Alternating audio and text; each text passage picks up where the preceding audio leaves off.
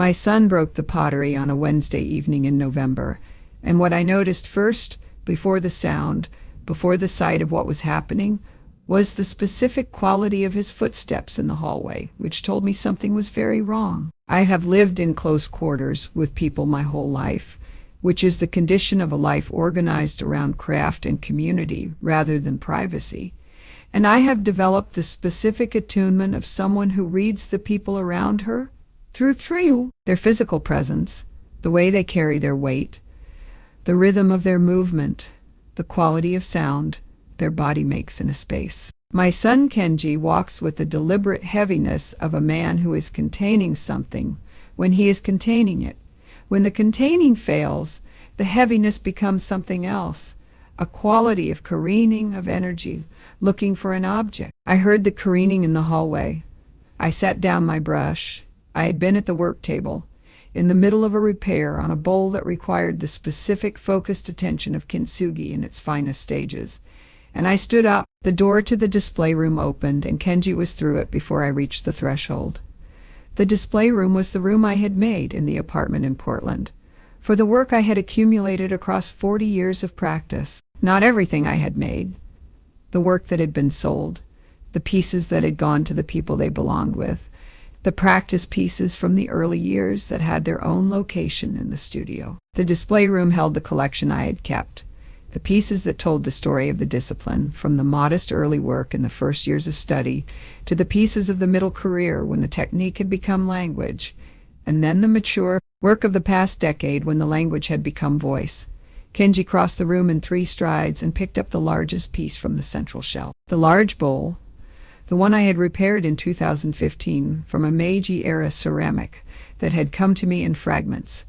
The bowl whose kintsugi seams had taken 6 months and whose gold lines told a story of damage and continuation that I considered the best thing I had made in 20 years. He held it over his head. "These broken pieces just clutter the house," he said. His voice had the specific quality of a voice that has moved past the place where the words are chosen, where the words are simply what comes when the containing fails. "Like you, Mother. They're worthless, except for causing trouble. Everything in this room is worthless. Everything." He threw the bowl. "The sound of a ceramic piece breaking is different from every other sound of breaking. It is higher pitched than you expect, and it continues. The primary break, and then the secondary breaks as pieces hit the floor and break again, and then the settling sound of the smaller fragments finding their resting places." In the display room on the Wednesday evening in November, this sound happened 7 times, because Kenji broke 7 pieces before he ran out of the energy that destroying things requires, and stood in the room with shards at his feet, and a face that is feet, and a face that had the expression that faces have after the containment has finally and completely failed. I stood in the doorway. I had not spoken. I had not moved toward him or away from him. I had stood in the doorway, and I had watched. "Get out," I said. He looked at me. "Get out of this apartment," I said. "Don't come back tonight. Don't call tonight. Come back tomorrow afternoon when you have something to say that is worth saying." He left. The door closed behind him. I went into the display room. I stood in the middle of the shards for a moment, looking at what was there. Then I went to the kitchen, and I got the flat-bottomed broom and the dustpan and the paper bags, and I came back, and I began, not to throw them away, not yet, and perhaps not ever, to sort. My name is Hanafumiko Nakahara.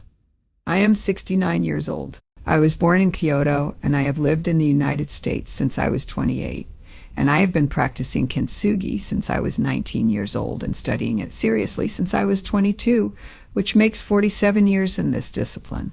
47 years of understanding what a break means and what can be done with it. I know what to do with broken things. I have always known what to do with broken things. I want to explain kintsugi before I tell you what happened after the breaking, because kintsugi is the center of this story, and because the explanation requires more than the definition, which is the definition people know. The Japanese art of repairing broken pottery with gold. The definition is accurate as far as it goes. What it misses is the philosophy, which is what makes kintsugi more than a repair technique and what has occupied my practice for 47 years. The philosophy begins with the concept of wabi-sabi, the Japanese aesthetic of transience and imperfection. The beauty of things that are incomplete, weathered, asymmetrical, wearing the evidence of their own history. In the wabi-sabi framework, a perfect object is not more beautiful than an imperfect one. It may, in fact, be less beautiful, because perfection has no story and imperfection always does. Kintsugi extends this philosophy to the specific case of the broken object. When a ceramic piece breaks, the Western aesthetic response is to discard it. It is no longer whole, which means it is no longer what it was. The Kintsugi response is different. The break is an event in the object's life, and the repair of the break is an opportunity to acknowledge the event and to make it visible rather than concealing it. The gold, the urushi lacquer mixed with gold dust, the specific material of the repair, fills the breaks and creates, at the seam, a line of gold that is more visible than the original surface was. The repair does not hide what happened. It celebrates what happened, converts the damage into a new and particular beauty that could not have existed without the damage. This is why kintsugi is not merely a repair technique. It is a philosophy of how to treat what has been broken, including things that are not pottery, though pottery is the form in which the philosophy finds its most precise expression. I came to kintsugi through my mother, who practiced it as a domestic skill rather than as an art, who mended the family's pottery with the patience of someone for whom mending is the appropriate response to breakage rather than discarding. I watched her do this work from the time I was small, and I understood the work, but I did not understand the philosophy until I was studying with my teacher, a woman in Kyoto named Yoshida Setsuko, who had been practicing for 50 years when I arrived at her studio at 19. Yoshida Sensei said to me in my first week of study, "You want to learn how to fix broken things, but fixing is not the word. Fixing implies that the broken thing is wrong and needs to be corrected. The broken thing is not wrong. It has been through something. You are not correcting it. You are honoring what it has been through." I have been trying to understand this distinction for 47 years. My understanding of it is better now than it was at 19, and I expect it will be better at 79 than it is now, because some things can only be understood by living long enough for the understanding to accumulate. The 7 pieces Kenji broke on the Wednesday evening in November were the Meiji-era bowl that had taken 6 months of repairs in 2015, a Taisho-era vase that I had received in fragments as a gift from a colleague in Osaka and had repaired over 3 years, a contemporary piece that I had broken deliberately in 2018 as part of a workshop demonstration and then repaired with a technique I had been developing, 3 pieces from my own earlier work that I had broken and repaired multiple times as teaching pieces, and a small sake cup that had come from my mother's kitchen in Kyoto and that I had mended myself at 23, the first piece of real consequence that I had repaired. Every one of them was now in pieces again, different pieces, differently shaped, differently arranged than they had been after the original breaks that had made them what they were. I sorted the fragments into paper bags, labeling each bag with the piece it had come from. The sorting took most of the night. I worked by the light of the work table lamp in the quiet of the apartment after Kenji had gone. And I thought about wabi-sabi and about what Yoshida Sensei had said about fixing versus honoring. And I thought about what the Wednesday evening had been in the life of these pieces and in my own life, and what the appropriate response to that evening was. By the time the sorting was done, I knew.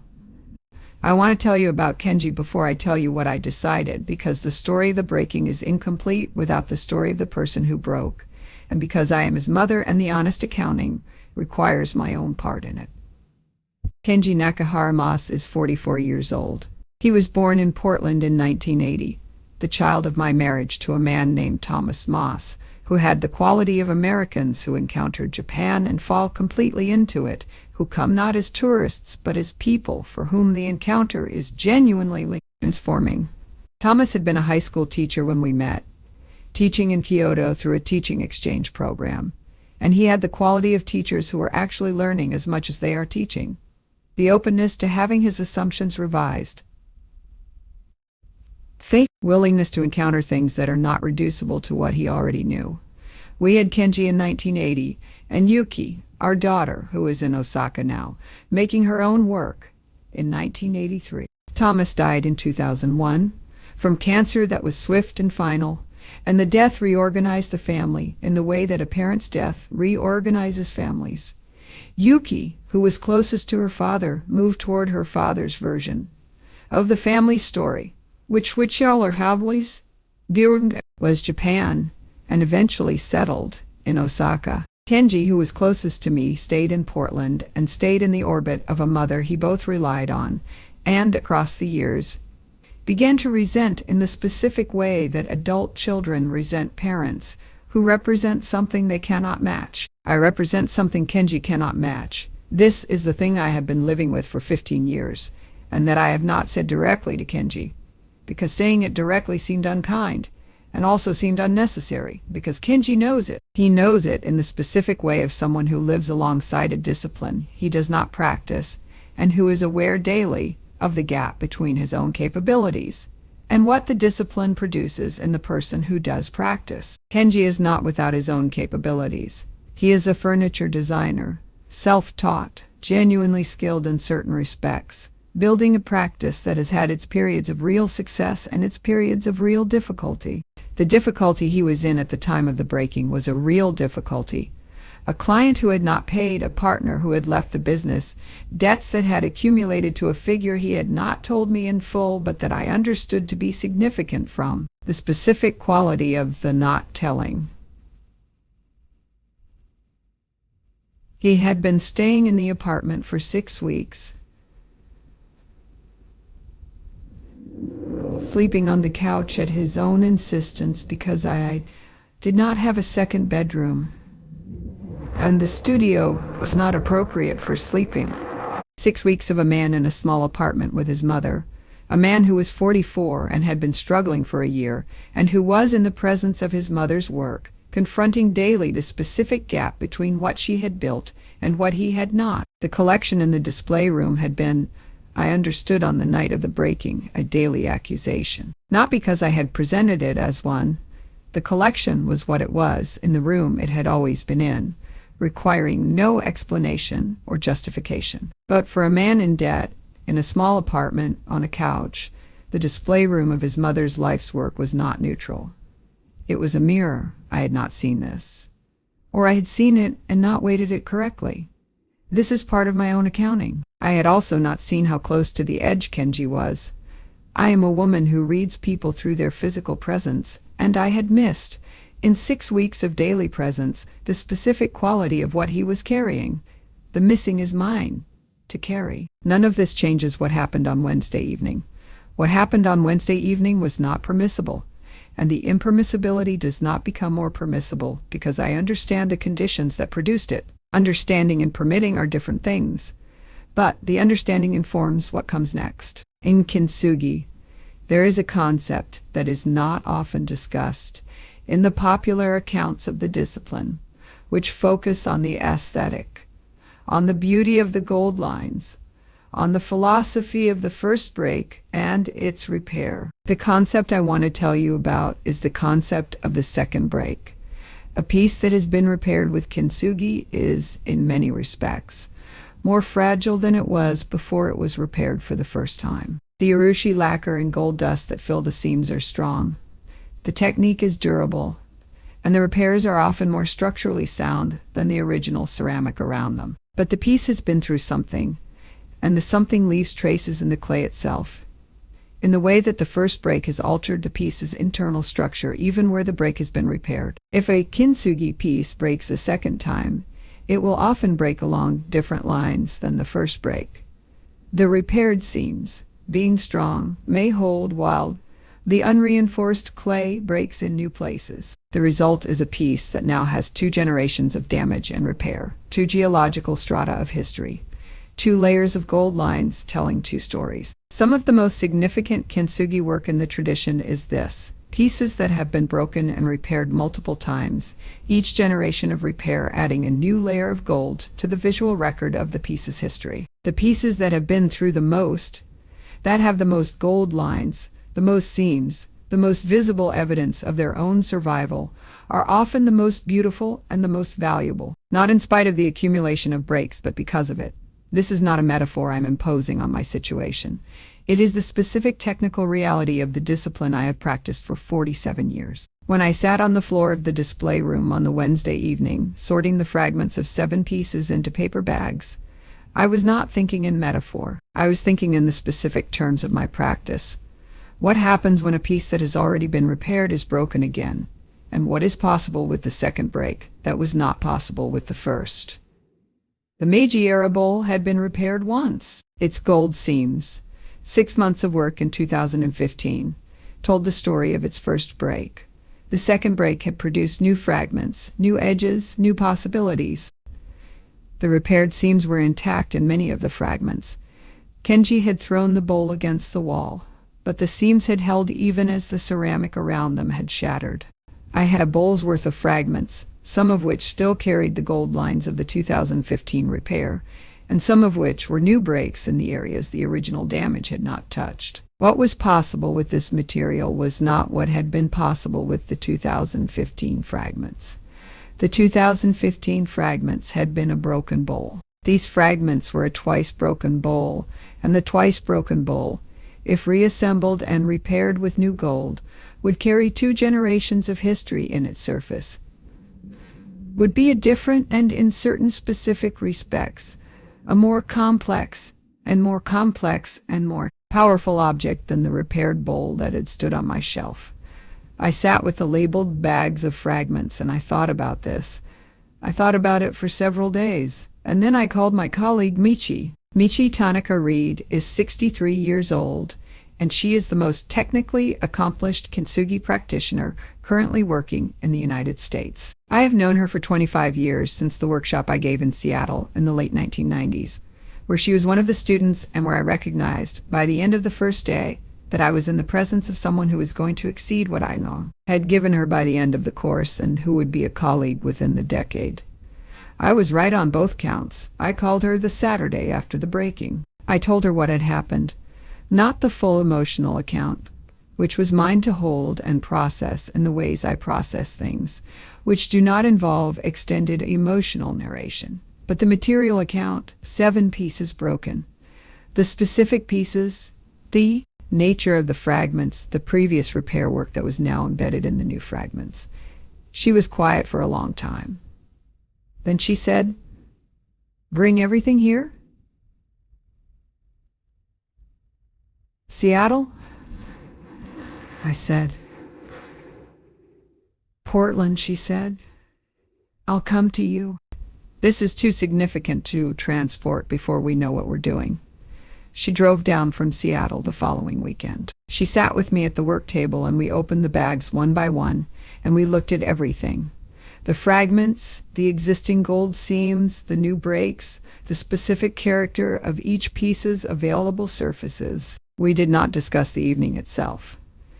Michi is a person who understands the distinction between the event that produced the material and the material itself, which is the distinction that kintsugi is organized around.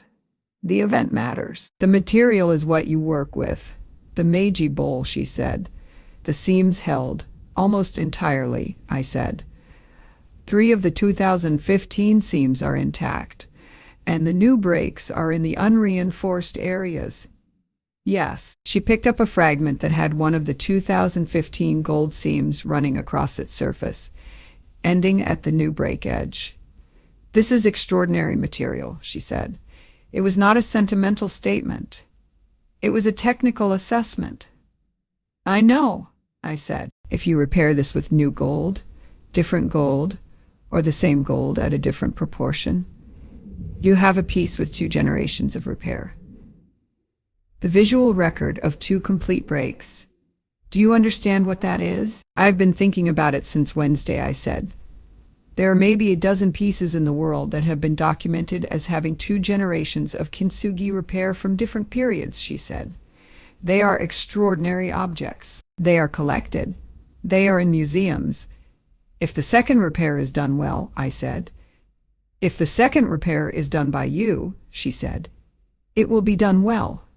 We spent the weekend assessing everything, every fragment, every bag, every piece. By the time Michi drove back to Seattle on Sunday evening, we had a plan. The plan would take a year. I called Kenji on Monday and I told him he should find another place to stay and that we would talk in a month. I did not tell him about the plan. I had told him on the Thursday afternoon when he returned what the breaking had cost in terms of the relationship and what would need to happen for that relationship to have a future. And he had listened with the specific quality of someone who is genuinely ashamed and who does not know what to do with the shame. That conversation was the beginning of the necessary reckoning. The work was mine to do. The year of repair was the most sustained and focused work I have done since my 40s, which was the decade when the discipline became fully my own, and when the work was most energetically produced. I am 69, not 49, and the hands are different at 69. Not worse, because the experience compensates for what the joints cost, but different, requiring different management and different preparation, and a relationship to time that has matured in ways the 40s could not provide. I worked every morning from 7 to noon.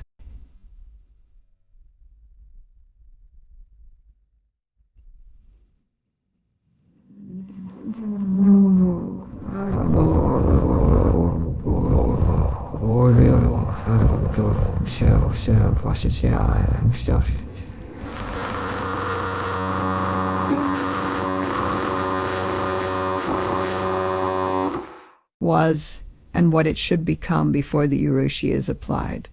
You cannot repair a piece correctly if you have not understood it correctly. The understanding of the 7 pieces in their second broken form took 3 months before I applied urushi to anything. 3 months of looking and sorting and mapping, creating for each piece a diagram of the fragments and their relationships, a plan for the reassembly that took into account both the original breaks preserved in the 2015 seams and the new breaks, and a design for the gold work that would honor both generations of damage.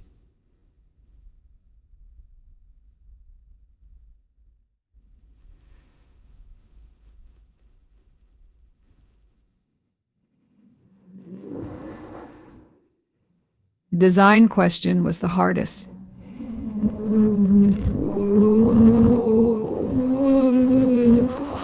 In a second repair, you are working with 2 systems of lines, the existing gold lines from the first repair and the new breaks that must be filled. And the 2 systems must be integrated into a single visual coherence. This is the specific challenge of second-generation kintsugi that makes it technically more demanding than first-generation work. I used 2 gold mixtures, intentionally differentiated. The 2015 seams remained as they were. Their gold had aged slightly, had settled into the ceramic, had the warm amber tone of lacquer that has cured for years.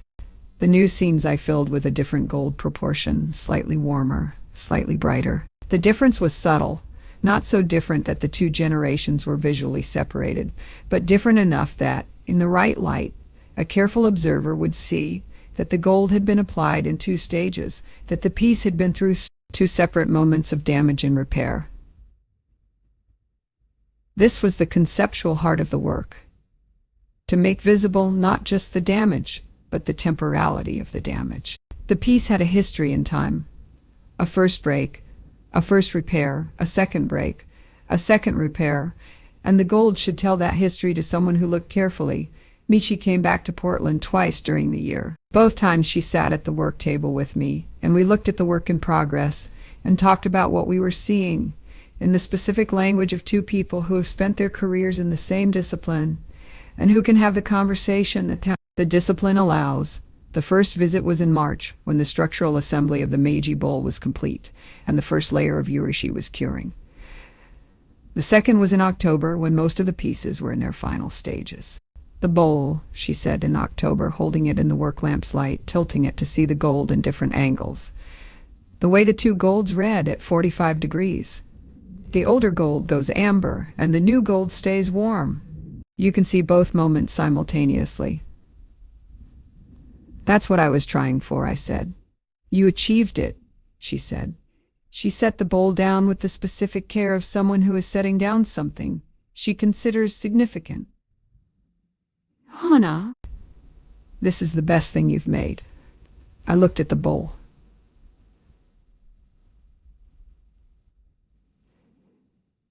The piece that had stood on my shelf for 9 years. Broken and repaired in 2015. Broken again in November. Repaired again across the year that had just passed. The piece that Kenji had broken. Yes, I said. I think it is. I want to tell you about Kenji across the year because the story is not only about the work and because the honest account requires the honest account. He had found a sublet in the Pearl District. He had gotten a job, not furniture design, but production work at a furniture company, the kind of position that is humbling for someone who has been running his own practice. And that is also, in the specific circumstances of someone who has run out of other options, the correct thing. He was paying down the debt slowly, in the way of someone who has decided that the paying down is the work right now, and who is doing the work. We had dinner every 2 weeks, not in my apartment, in restaurants, neutral ground, where neither of us was host and neither was guest, and the specific dynamic of a mother's home was not shaping the conversation. We talked about the things that a mother and an adult son talk about when they are rebuilding a relationship from a low point. Carefully, at first, about small things, then more substantially, as the small things produced enough trust for the substantial ones. He apologized for the breaking in March, 5 months after the event. Not the Thursday afternoon apology, which had been the apology of a man who was still in the acute phase of shame, and who had not yet processed what had happened into something more complete. The March apology was the one that had thought behind it. The apology of a man who had been living alone with what he had done for 5 months, and who had arrived at something more honest than shame. He said, "I knew what I was doing." Not in the moment. In the moment, it was everything happening at once. But I knew, before I went into the display room, that I was going to do something I shouldn't. And I did it anyway. That's the thing I can't explain away. I said, "No, you can't," he said.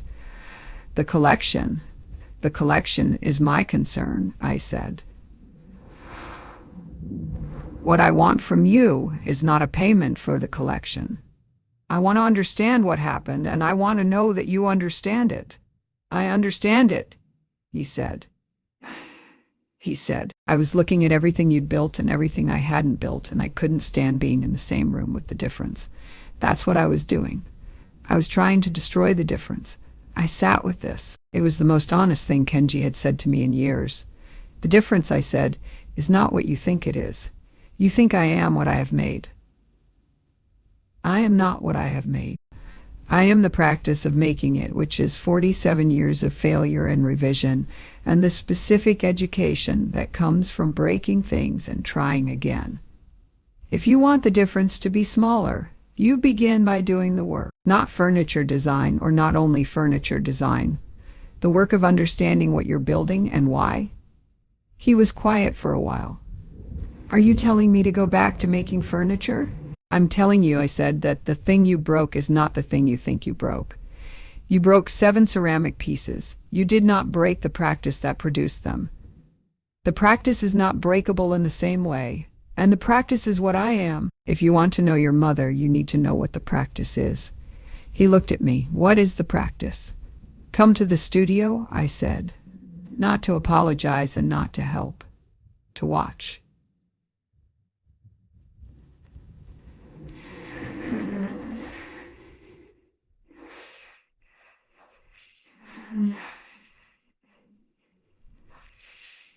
What?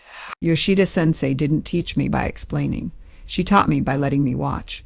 "Come and watch what I'm doing, and then we'll talk about what the practice is." He came.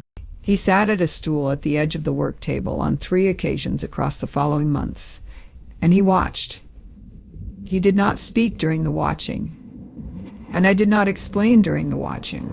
He watched me work on the Taisho vase, which was in the middle stages of its second repair, and he watched me work on the sake cup that had been his grandmother's, which I had saved for last because it was the smallest and the most personal. After the 3rd watching, he said, "I didn't know it was this."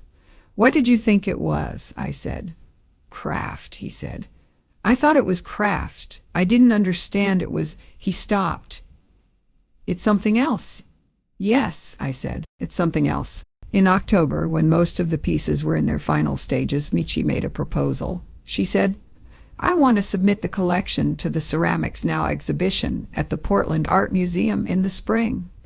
And I want to reach out to Takahashi-san at the Museum of Contemporary Craft in Kyoto about a parallel exhibition.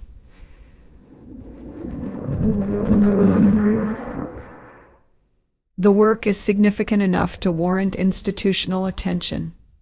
And the story? What story? I said. The story of second-generation kintsugi from a master practitioner, she said. The story of pieces broken and repaired twice 40-plus years apart by the same artist. This is not a common story. This is almost not a story that exists. I thought about this. I had been working alone in the studio for most of the year, and I had not been thinking about exhibitions. I had been thinking about the work, which is the correct thing to think about when the work is in progress and before the work is complete. But the work was nearly complete. What would the exhibition look like? I said. Michi had thought about this carefully, which is consistent with Michi. She described a presentation that was not simply a display of the pieces, but an account of the discipline.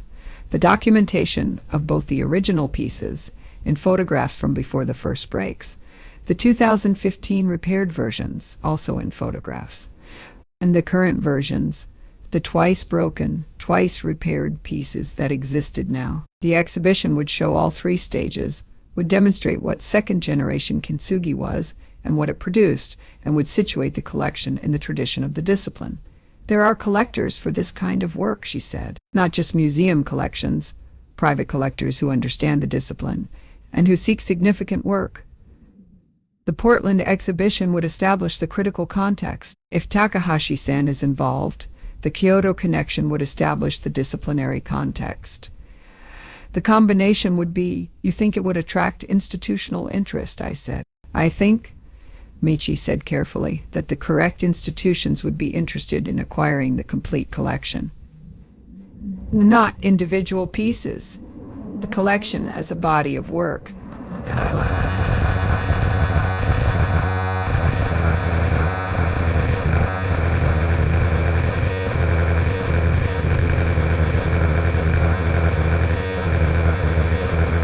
The 7 bowls and vases and cups, reassembled and repaired, each one now carrying 2 generations of gold in its surface. The Meiji bowl on the work table, the 2 golds visible in the lamp's angle. The grandmother's sake cup, small and plain, and now bearing the new seams alongside the old ones I had made at 23. Michi, I said, if the collection sold as a complete body of work, what would it be worth? She had thought about this too. She gave me a range. The low end of the range was something I had not expected. The high end of the range was something I had not allowed myself to expect. I sat with the numbers for a while. Then I said, make the calls. The Portland exhibition opened in April. Michi had worked with the museum's curatorial team, a process that required the specific patience of an artist dealing with institutional processes, which is a form of patience I have had occasion to develop across 69 years, and which I apply with the equanimity of someone who has learned that the process, when done correctly, serves the work.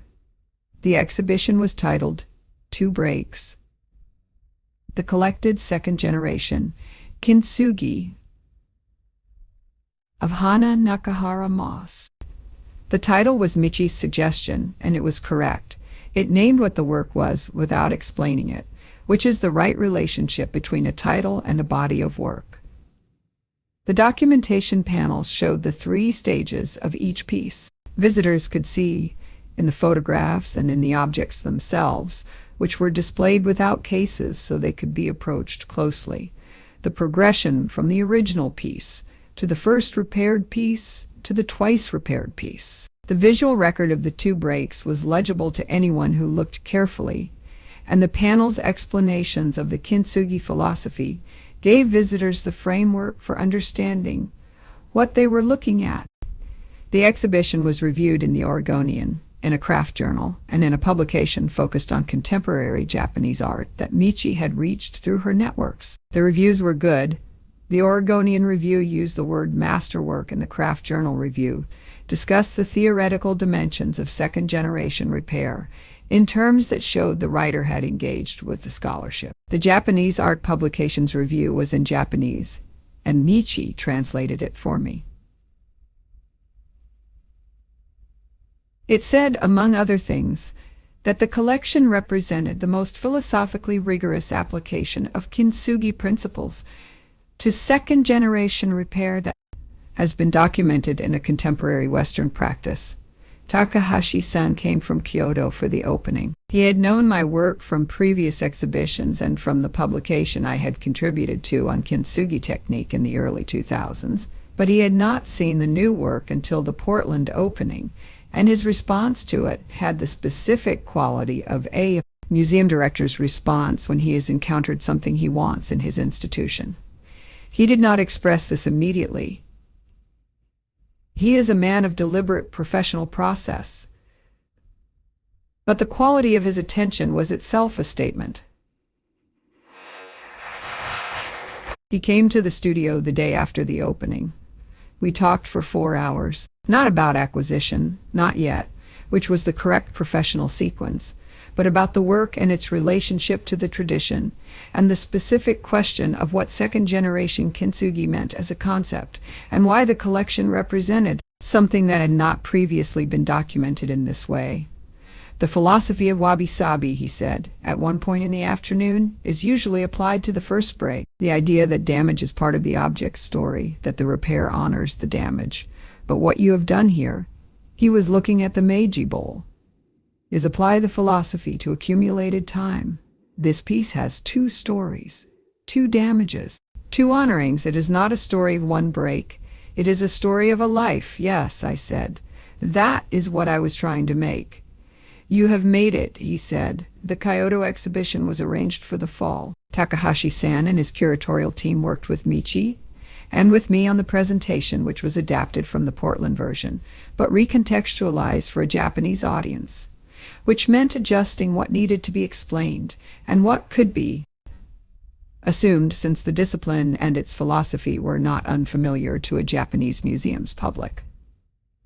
Between the Portland opening and the Kyoto exhibition, 3 institutional inquiries came through Michi's contacts and through the gallery that had agreed to handle the commercial aspects of the collection. The inquiries were from institutions in 2 countries. I will not name the institutions or the countries because the acquisition process is private and because the people involved are entitled to their privacy. What I will say is that the negotiation for the collection's acquisition, conducted over 6 months, managed by the gallery and by Michi and by the attorney I had retained for this purpose, concluded in an amount that was above the high end of the range Michi had given me in October.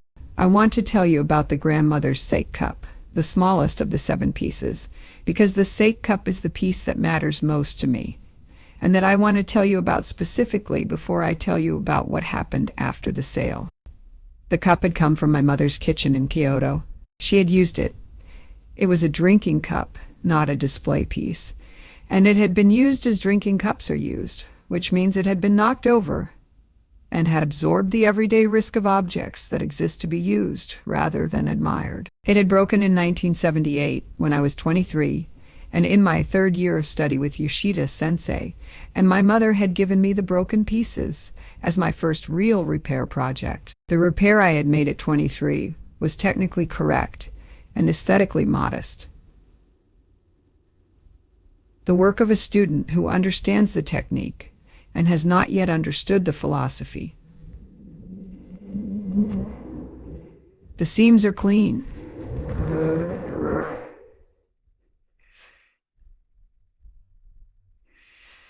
The gold is even. The cup is reassembled and usable. There is nothing wrong with it. There is also nothing particular about it, which is the specific condition of competent student work. Kenji's breaking of the cup had done something unexpected. He had not shattered it. The cup was small and heavy for its size, and when it hit the floor it had broken in 2 clean pieces, a clean diagonal break across the body of the cup, separating it into two roughly equal halves. The break was cleaner and simpler than the original 1978 break, which had produced multiple fragments.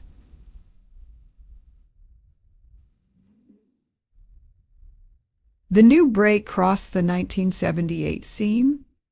In one half, the old gold seam ran to the break edge and stopped. In the other half, the old gold seam continued, also stopping at the break edge. Two halves, each carrying half of the 1978 seam. The repair I made, I saved it for last, as I had planned, and I worked on it in January, was a single new seam, filling the clean diagonal break, new gold, slightly warmer than the 1978 gold. The finished cup has two lines of gold, the original 1978 seam running across the cup's shoulder and the new 2024 seam running diagonally across its body. The two lines intersect. At the intersection, the two golds meet, old and new, my 23-year-old hands and my 69-year-old hands, my student work and my mature work.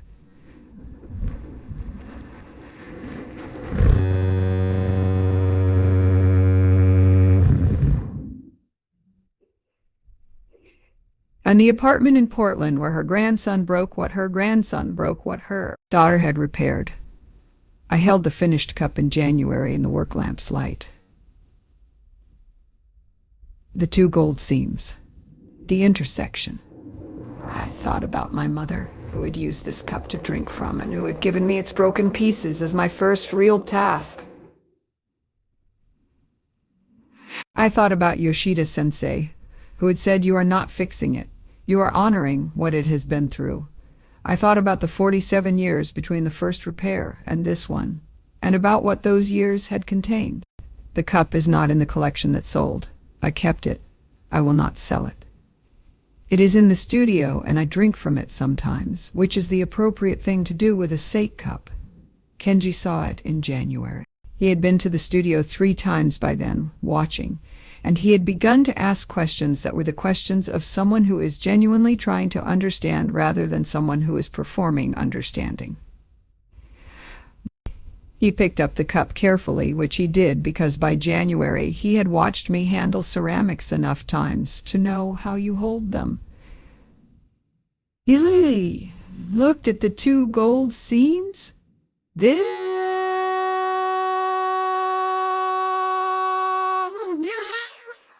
And the new seam is from November, I said. You broke it in November. He held the cup. He looked at the intersection of the two golds. His hands were very steady, which told me something about the months of the sublet and the production job and the dinner conversations and the studio visits. The old seam is your first work, he said. The new seam is your last work. So far, I said. They meet, he said. Yes, I said. Everything meets eventually, if you stay in the work long enough. He set the cup down. He was quiet for a long time. I'm sorry about the cup, he said. He had already apologized for the breaking in general.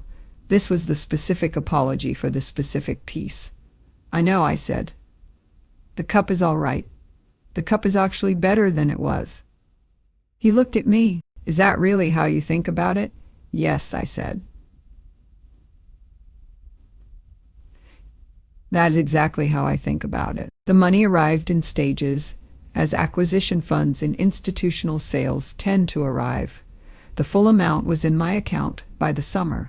I want to tell you what I did with it, because what you do with significant money is one of the truest things about a person, and because the story requires honesty about what I chose. I established a scholarship fund. Not a large one. The endowment amount I chose was calibrated to produce a specific annual award rather than to be a monument.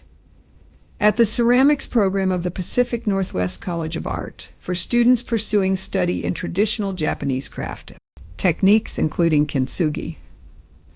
The fund is named for my mother, Nakahara Fumi, who gave me the broken sake cup, and who taught me by example that the appropriate response to broken things is not to discard them. I made a gift to Michi, not the gallery percentage, which was her professional compensation. A gift separate because the year of repair had included 6 trips she had made to Portland that she had not charged me for, and because the 25 years of collegial and relationship had produced something for which a gift was appropriate. She objected. I persisted. She accepted. I paid for a research trip to Kyoto. The trip to Kyoto was not a vacation. It was work.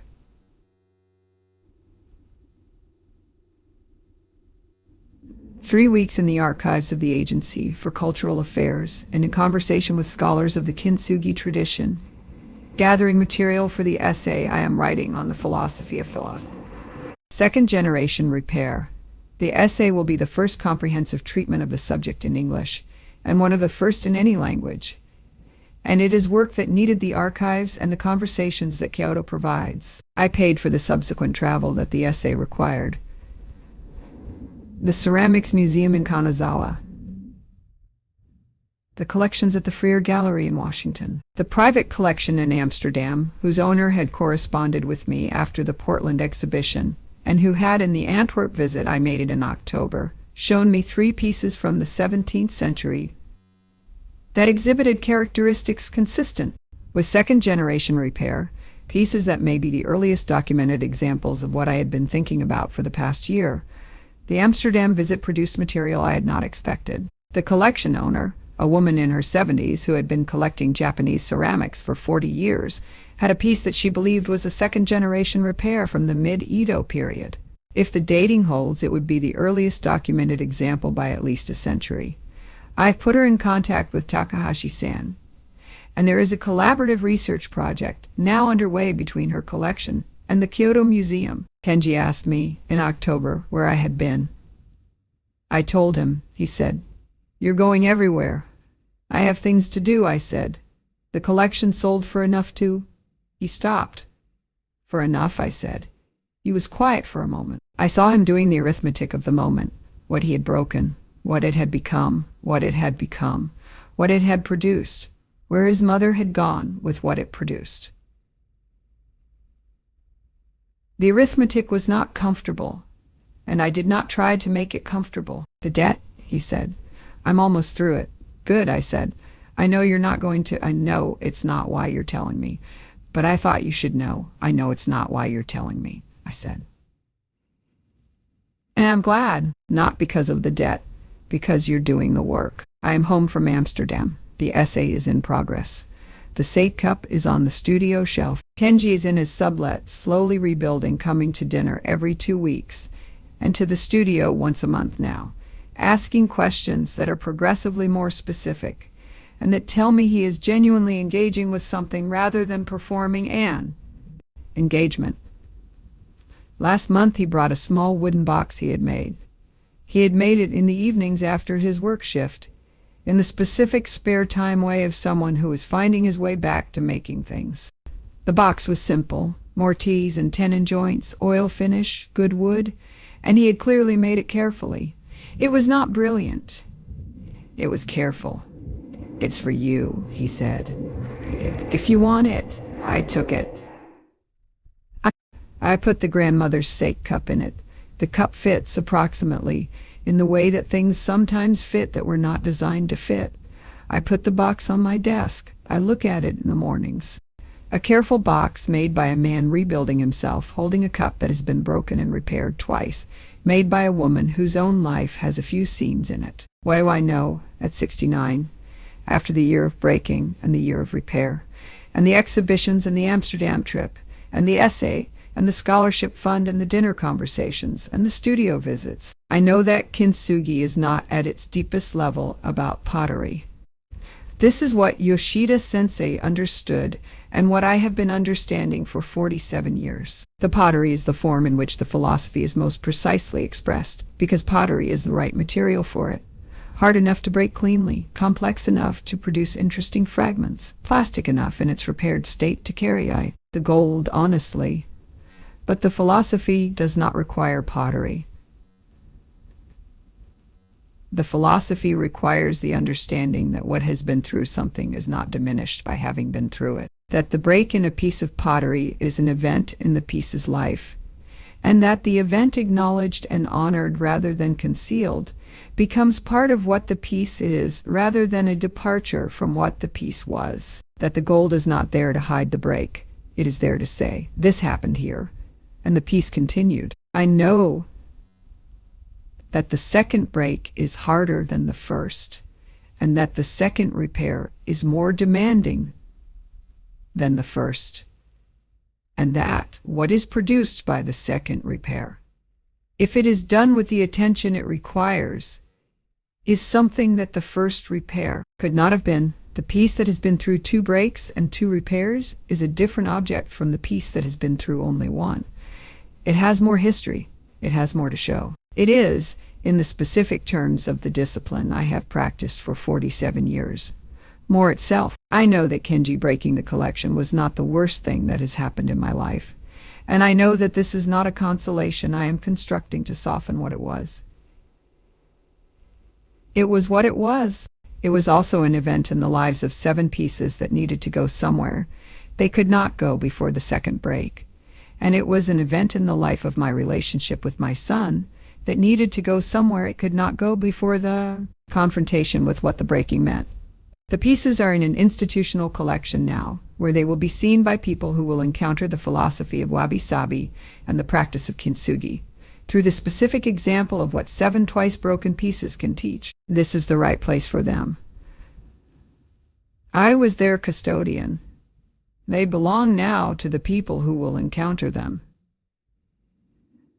The sake cup belongs to me. The box that holds it belongs to me, and to Kenji, which is the same thing as belonging to the relationship we are building from the place we arrived at in November. The morning light in the studio is the morning light I have always worked in. The work table has urushi on it, in the specific places where urushi always ends up after a long repair session. There is a new piece on the table, not from the Kenji collection, which is gone. A piece that came to me in the spring from a woman who had inherited a tea bowl from her grandmother and who had broken it during her grandmother's memorial service, and who needed someone who understood what a break at a memorial service means. I am working on the tea bowl. It will take several months. I am in no hurry.